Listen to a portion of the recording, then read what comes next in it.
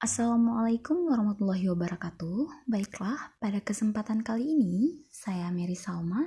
Kita akan membahas materi tentang virus. Nah, waktu pertama belajar biologi, kalian pasti sudah belajar tentang cabang-cabang ilmu biologi. Salah satunya ada cabang ilmu biologi yang disebut dengan virologi. Nah, dari namanya saja kalian pasti sudah tahu bahwa cabang biologi yang satu ini membahas tentang virus. Nah, sekarang kita akan mencoba mengenali virus itu apa. Tapi sebelum kita bahas mengenai struktur, reproduksi, ataupun bentuk, kita bahas dulu sedikit mengenai sejarah virus. Nah, awalnya virus itu ditemukan oleh seorang peneliti yang bernama Adolf Meyer. Dia menemukan bahwa tumbuhan tembakau ternyata muncul bercak-bercak. Makanya dia bilang tembakau itu mempunyai penyakit mozaik. Tapi pada saat itu dia belum tahu jenis patogen apa yang menyerang tumbuhan tembakau tersebut. Beberapa tahun berikutnya, seorang peneliti bernama Dmitri Ivanovsky, dia menemukan bahwa ternyata makhluk yang menyerang tembakau ini saat disaring pada alat saringan bakteri, ternyata dia lolos. Jadi Dimitri berpikir bahwa ini pasti bakteri yang ukurannya sangat kecil. Nah, beberapa tahun berikutnya, seorang peneliti bernama Martinus, dia menemukan bahwa saat dia melakukan ekstraksi dari tembakau yang sudah diserang oleh penyakit mozaik, ternyata ketika dia suntik pada tumbuhan tembakau yang lain, daya serang dari patogen ini ternyata tidak berkurang. Maka dia berkesimpulan bahwa patogen yang menyerang tembakau itu adalah patogen yang bisa bereproduksi. Kemudian pada tahun 1900-an, peneliti yang bernama Wendell Stanley menemukan bahwa patogen yang menyerang tembakau tersebut ternyata bisa dikristalkan. Jadi dia berpikir bahwa ini bukan bakteri, tetapi adalah makhluk lain yang kita kenal dengan virus. Dia harus menumpang hidup. Kemudian aseluler, karena dia bukan merupakan sel. Kemudian berukuran sangat renik. Di dalam sel inang, virus menunjukkan ciri makhluk hidup, sedangkan di luar sel. Nah, sebenarnya apakah itu virus? Apa virus itu kira-kira? Nah, virus merupakan partikel yang bersifat parasit obligat pada sel atau makhluk hidup. Kenapa dikatakan parasit obligat? Karena dia menunjukkan ciri bukan makhluk hidup. Nah, selanjutnya perbandingan ukuran virus. Nah, perbandingan ukuran virus dengan makhluk hidup lain bisa kita lihat dari gambar ini. Sel eukariotik dengan sel bakteri dan virus.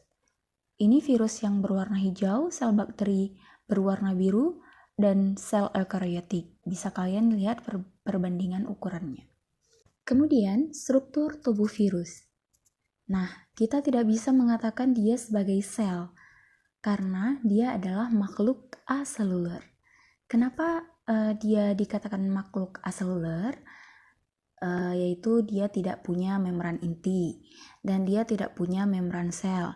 Dia juga tidak punya nukleus atau inti sel dan dia juga tidak mempunyai cairan sel atau yang dinamakan sitoplasma.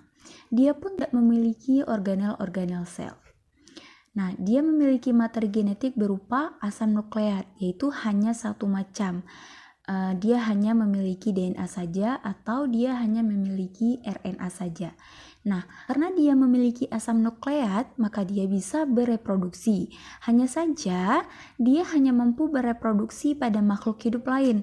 Jadi, dia harus hidup secara parasit. Karena dia harus selalu parasit, maka kita sebut dia parasit obligat. Dia tidak bisa hidup jika tidak menumpang. Nah, bisa kalian lihat ini struktur tubuh virus terselubung. Ada materi genetiknya, salah satunya antara DNA dan RNA. Ada selubung proteinnya, yaitu dalam kapsid. Kemudian ada kapsul virusnya juga. Nah, selanjutnya struktur tubuh virus yang kompleks, yaitu ini yang bentuk T. Dia ada 3 bagian, ada kepala, leher, dan ekor. Di kepalanya ada materi genetik DNA itu kapsid. Kemudian leher, setelah leher ada selubung ekor, kemudian ada serabut ekor, dan yang bulat itu papan dasar, kemudian yang di bawahnya yang runcing itu merupakan jarum penusuk.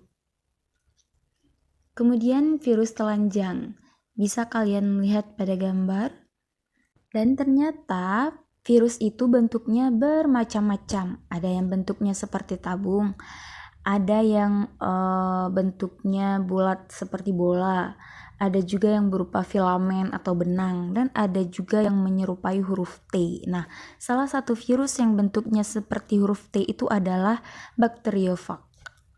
Jadi, tubuh bakteriofag itu terdiri dari 3 komponen utama yang sudah kita jelaskan tadi, bahwa dia terdiri dari kepala, leher, ekor. Nah, di bagian kepalanya itu strukturnya disebut dengan kapsid atau selubung protein yang di dalamnya ada materi genetik yang berupa DNA kalau di struktur tubuh bakteriofag ini. Bisa kalian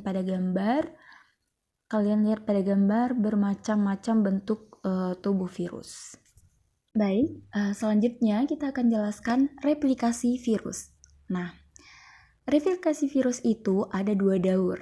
Ada siklus litik dan siklus lisogenik. Kita bahas daur litik dulu terlebih dahulu.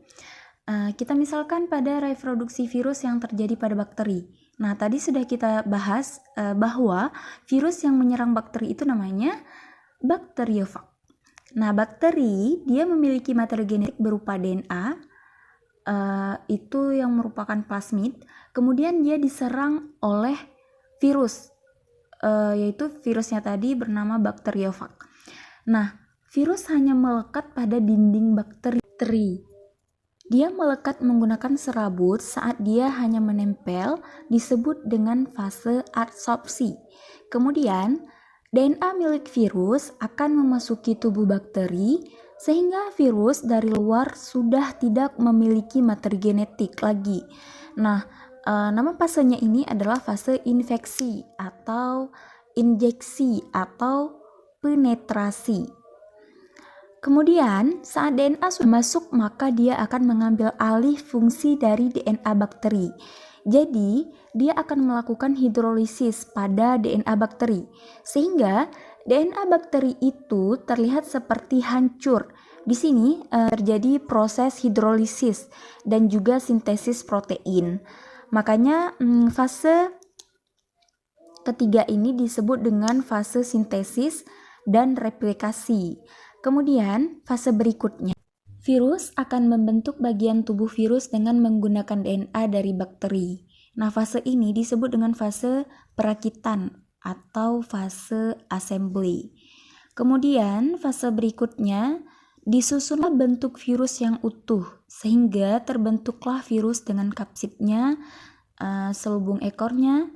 Kemudian, virus ini akan melakukan penghancuran pada dinding sel, yaitu dengan menggunakan enzim lisozim. Ketika hancur, maka terbentuklah virus-virus baru dan dinding sel dari bakterinya pecah. Nah, fase ini dinamakan fase lisis atau fase litik. Kemudian nanti daurnya berulang lagi, prosesnya seperti itu. Begitu juga dengan siklus lisogenik, hampir-hampir sama, tetapi ada beberapa proses fase yang berbeda-beda kedudukannya.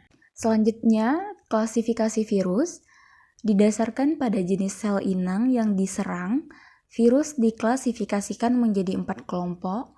Yang pertama itu virus penyerang bakteri, yang kedua virus protista, yang ketiga virus tumbuhan, dan kemudian ada virus hewan atau manusia. Kemudian kita bahas tentang peranan virus dalam kehidupan. Nah, ternyata virus ada yang menguntungkan dan ada pula yang merugikan. Virus yang menguntungkan itu ada beberapa virus digunakan untuk pembuatan vaksin misalnya. Beberapa virus dimanfaatkan dalam rekombinasi gen. Ada virus yang digunakan untuk menyerang bakteri patogen sehingga bakteri menjadi tidak berbahaya. Kemudian ada juga virus yang dapat digunakan untuk pembuatan peta kromosom yang sangat penting bagi dunia kedokteran. Nah, sedangkan virus yang merugikan, contohnya tobacco mosaic virus, itu merupakan virus yang menyebabkan penyakit mozaik pada tembakau. Kemudian Ben mosaic virus, yaitu virus yang menyebabkan penyakit mozaik pada buncis. Kemudian cucumber mosaic itu virus yang menyebabkan penyakit mozaik. Nah, kemudian ada sugar cane mosaic, itu merupakan virus yang menyebabkan penyakit mozaik pada tanaman tebu. Kemudian ada virus tungro, itu virus yang menyerang tanaman padi. Banyak virus yang merugikan lain sebagainya. Sekian penjelasan materi tentang virus dari saya. Lebih dan kurang saya mohon maaf. Saya akhiri. Wabillahi taufiq wal hidayah. Assalamualaikum warahmatullahi wabarakatuh.